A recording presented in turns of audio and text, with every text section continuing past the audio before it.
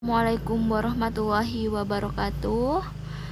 Halo adik-adik kelas 11 IPA 1. Kemarin kita sudah belajar mengenai organ-organ yang terdapat pada tumbuhan dan organ penyusunnya, yaitu meliputi epidermis, parenkim, penyongkong, endodermis, dan jaringan pengangkut. Nah, pertemuan kedua kali ini kita masih membahas mengenai struktur dan fungsi jaringan pada tumbuhan. Adapun struktur dan fungsi jaringan pada tumbuhan yang kita bahas hari ini itu menyangkut mengenai strukturnya bagaimana, kemudian fungsinya bagaimana. Nah, yang pertama kita membahas mengenai jaringan epidermis. Nih, jaringan epidermis, jaringan parenkim, jaringan penyongkong, yaitu ada dua, mengenai sklerenkim dan kolenkim. Apa sih perbedaannya? Nanti kita akan bahas. Kemudian jaringan endodermis, yaitu jaringan paling dalam. Kemudian jaringan pengangkut, itu ada dua juga, xilem dan flum. Selanjutnya itu ada jaringan epidermis atau jaringan pelindung. Biasanya jaringan ini terdapat di luar atau yang paling luar di antara jaringan-jaringan sel lainnya, di mana susunan sel-selnya di sini itu sangat rapat dan tersusun oleh sederetan sel yang berbentuk pipih. Jadi selnya itu berbentuk pipih seperti lempengan itu. Kemudian tidak ada ruang antar selnya, jadi rapat sekali selnya itu. Kemudian fungsinya apa sih jaringan epidermis tersebut? Yaitu fungsinya untuk melindungi jaringan yang berada di bawahnya. Nah, kemudian jaringan di bawahnya itu meliputi parenkim, sklerenkim, kolenkim, dan yang telah saya sampaikan di awal tadi. Kemudian jaringan epidermis tersebut dapat termodifikasi. Nah, di daun dia dapat berubah menjadi mulut daun atau stomata. Kalian sudah tahu fungsi stomata untuk apa? Nah, fungsi stomata itu sebagai tempat keluar masuknya udara. Nah, kalau rambut-rambut itu pada daun itu fungsinya untuk mencegah hilangnya air yang berlebihan dari tubuh tumbuhan. Kemudian jaringan epidermis ini biasanya mengalami modifikasi. Nah, apa sih fungsinya? Untuk memperluas bidang permukaan akar sehingga proses penyerapan air dan unsur hara oleh akar lebih efisien. Itu jika modifikasi epidermis menjadi rambut-rambut akar. Nah, selain itu epidermis tersebut dapat juga termodifikasi menjadi duri seperti kita lihat tumbuhan yaitu bunga mawar, itu batangnya terdapat duri. Nah, itu merupakan modifikasi dari jaringan epidermis. Selain itu juga kadang di daun itu ada yang bulu-bulu atau rambut-rambut. Nah, itu merupakan modifikasi juga dari jaringan epidermis. Kemudian selain itu, epidermis itu mengekskresikan lapisan lilin yang disebut dengan kutikula. Nah, apa sih fungsi kutikula tersebut? Itu untuk mencegah terjadinya penguapan air yang berlebihan.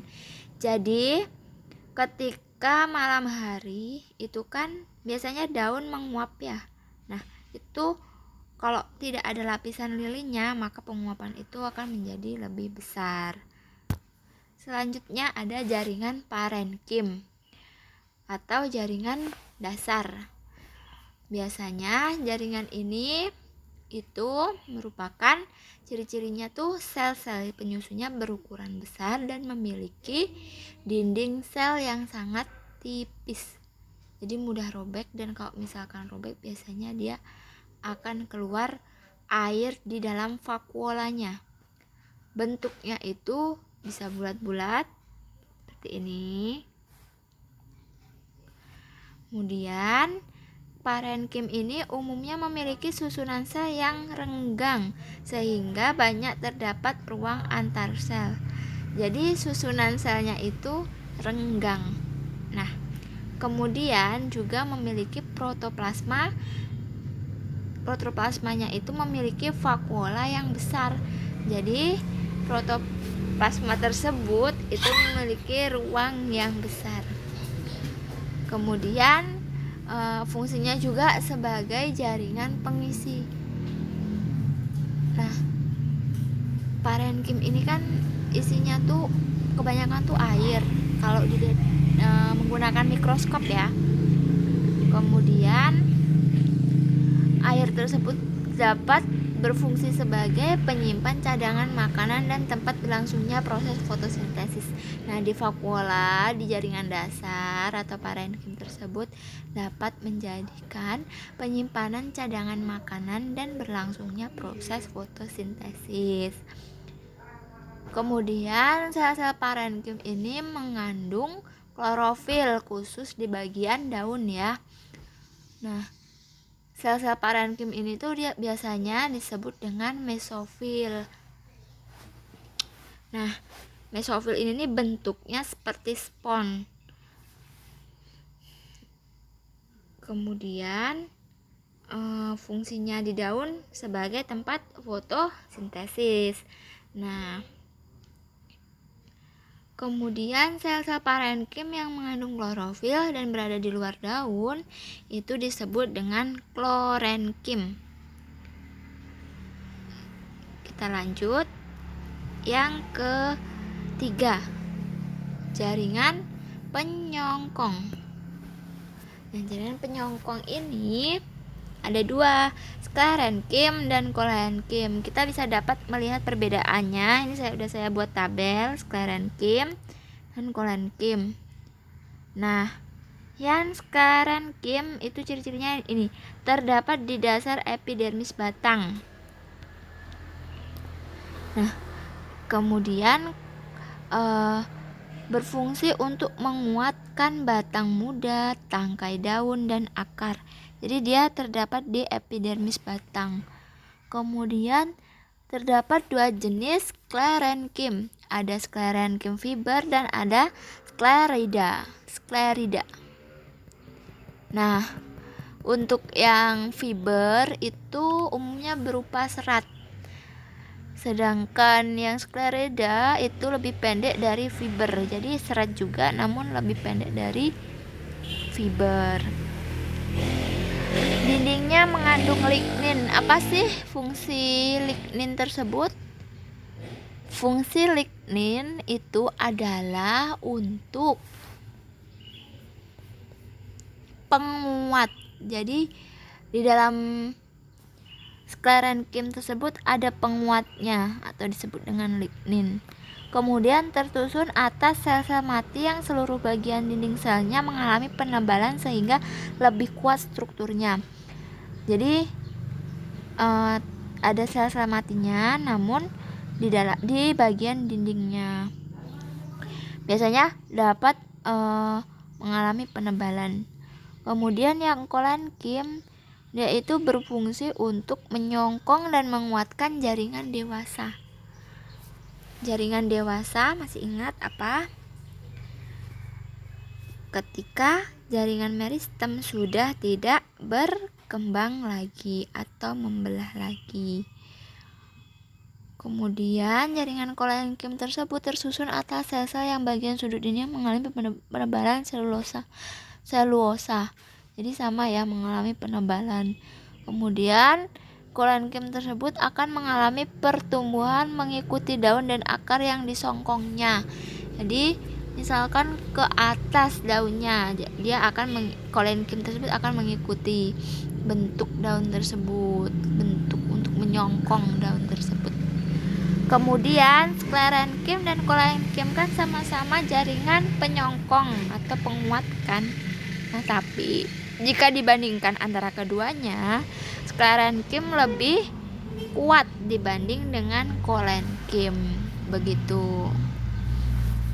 Kemudian selanjutnya kita akan masuk ke jaringan endodermis. Apa sih fungsi dari jaringan endodermis tersebut dan bagaimana strukturnya? Jaringan endodermis tersebut adalah jaringan tumbuhan yang tersusun atas sel-sel yang sebagian dindingnya mengalami proses penebalan sehingga menjadi sel gabus. Kemudian, bagian yang tidak menebal disebut sel penerus. Kemudian fungsinya untuk tempat lewatnya air dari bagian korteks ke silinder pusat. Nah, jaringan ini hanya tersusun oleh satu lapisan sel saja.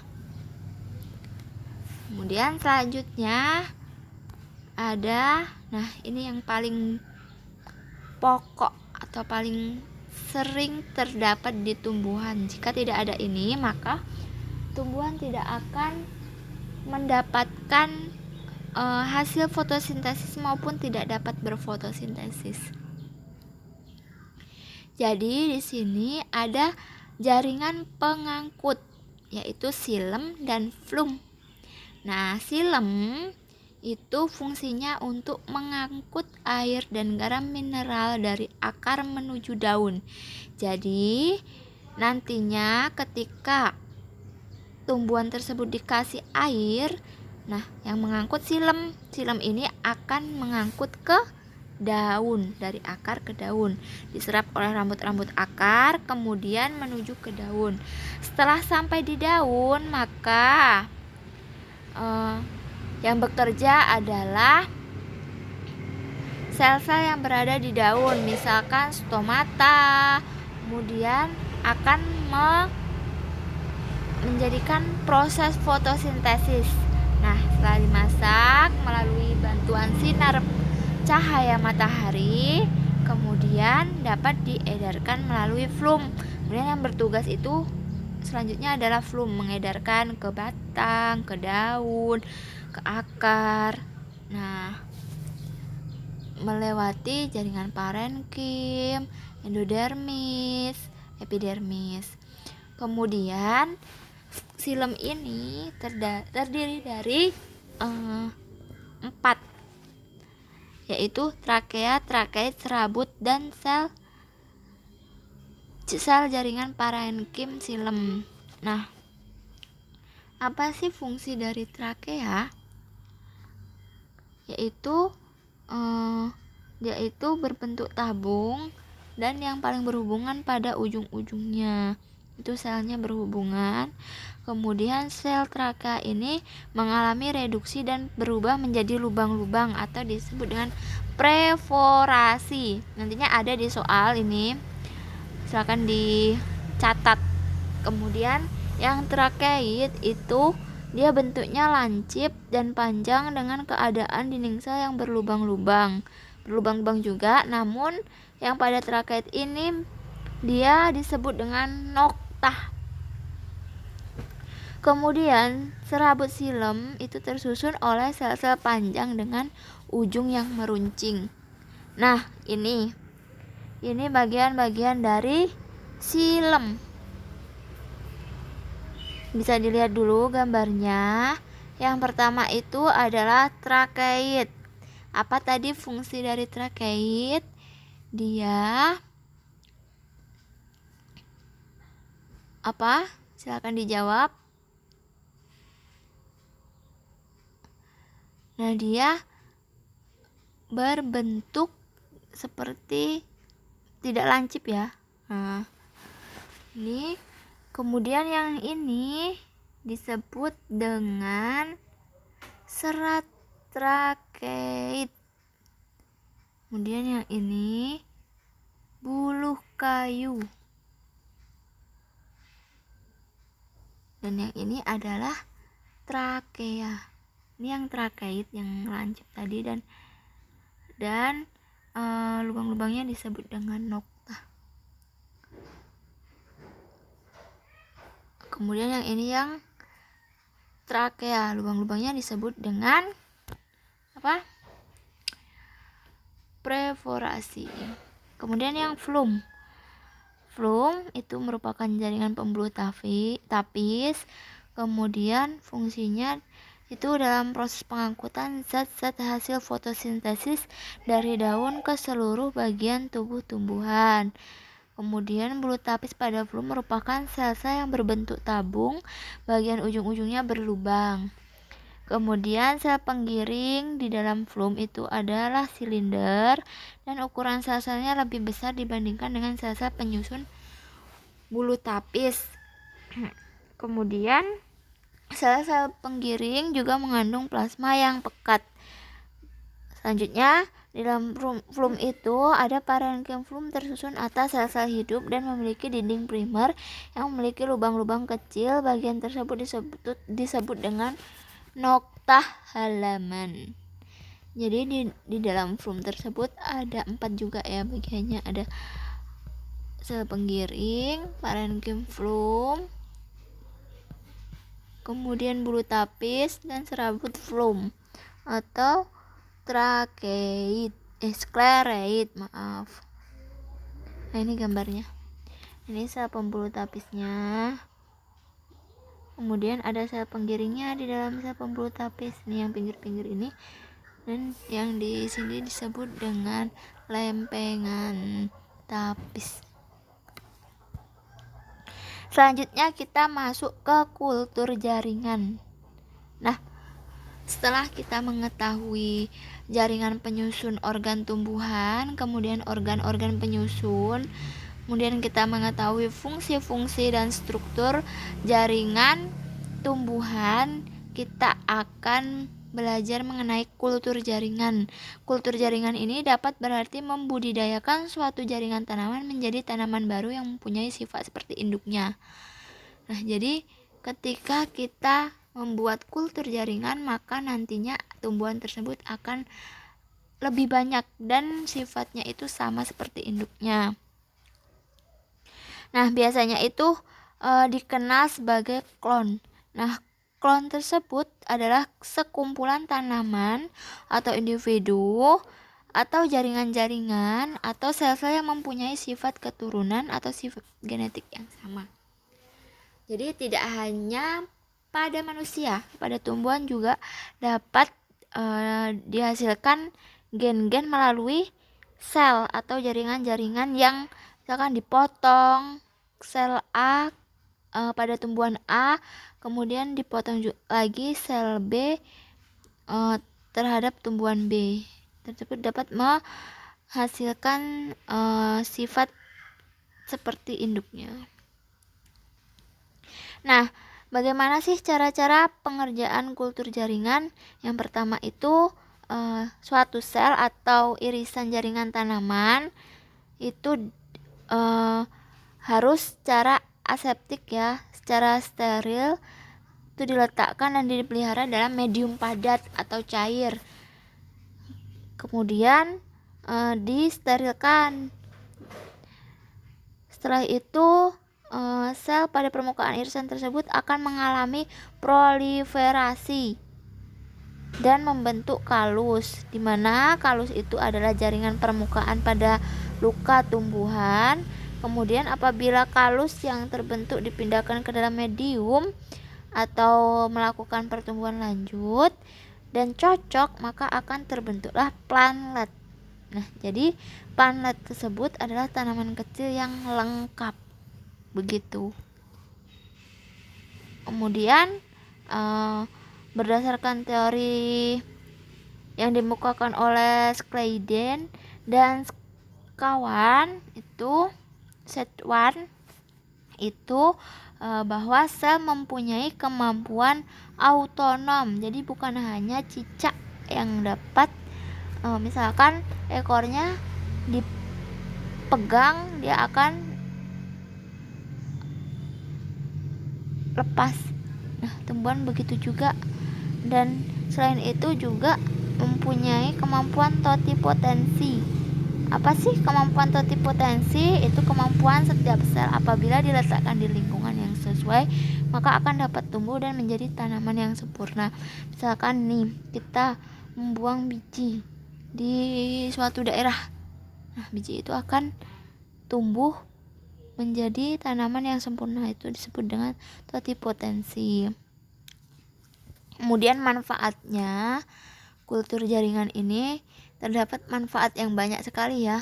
Yang pertama itu manfaatnya, misalkan sudah terancam punah namun kita masih menyimpan tuh jaringan-jaringannya. Nah, dapat menjadikan tanaman lagi seperti tanaman pisang, melati. Semua tanaman yang punah akan terselamatkan melalui kultur jaringan. Nah, setelah mempelajari struktur dan fungsi jaringan tumbuhan tersebut, Ibu harap adik-adik semua dapat mengerti dan jelas atas apa yang sudah dijelaskan oleh Ibu. Kemudian apa itu jaringan penyusun organ tumbuhan tuh apa-apa aja, kemudian di akar tuh ada apa aja. Di PPT yang kemarin itu sudah Ibu jelaskan. Kemudian yang di batang itu apa aja, kemudian di daun apa aja jaringan penyusunnya. Kemudian untuk jaringan epidermis itu biasanya di dalam atau di luar jaringan. Nah, itu bisa dijawab di kolom komentar jika ada pertanyaan ya. Ibu akhiri, wassalamualaikum warahmatullahi wabarakatuh.